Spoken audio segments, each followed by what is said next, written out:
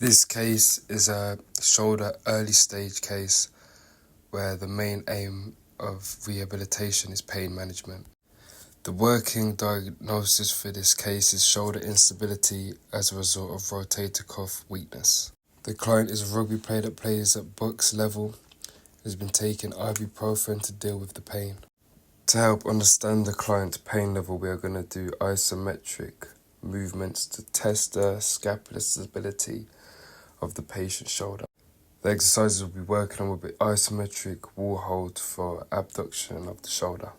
Here you can see the practitioner demonstrate the movement and is now watching the client perform the exercise. The aim for this movement is to have the elbows at 90 degrees with a clenched fist, pin the elbow into the side and abduct their shoulder into the wall, and at the minute hold it for 10 to 15 seconds as we're getting an understanding of their pain scale.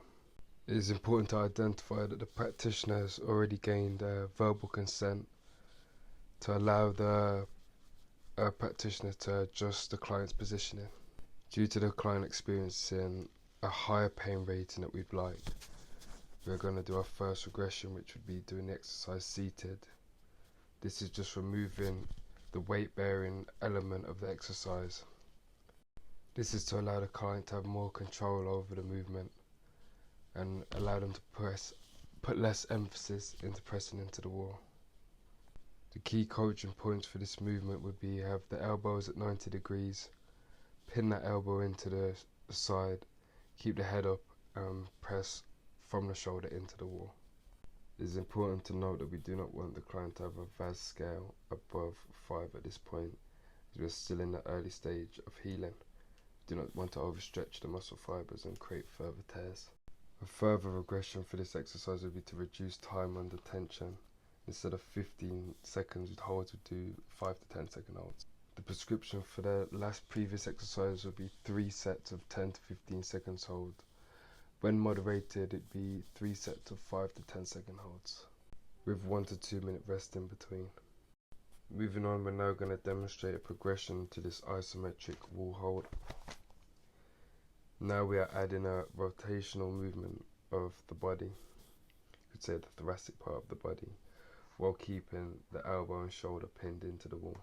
Due to the fact that the client is saying they're experiencing lower pain, we're just going to add a little bit more of a stretch onto the muscle fibers here while maintaining an isometric hold. Here our coaching points will remain the same, with the elbow remaining at 90 degrees, the fist clenched, head and chest with a neutral spine, and we would want the client to do 3 sets of 5 to 8 reps, working on building their pain level. It is important to note, however, that we do not want the client to experience a pain level above 5 on the VAS scale, as it means we are doing too much too quickly and we'll have to regress the exercise. The intensity for these exercises would be slow. You don't want to do the movements too fast, slow and controlled, to ensure that we're not aggravating the injury further. Due to being early stage, this would be the first 1 to 3 weeks post-injury. We'd be getting the client to do these types of exercises around 2 to 3 times a week, just to help build a base and lower the pain management.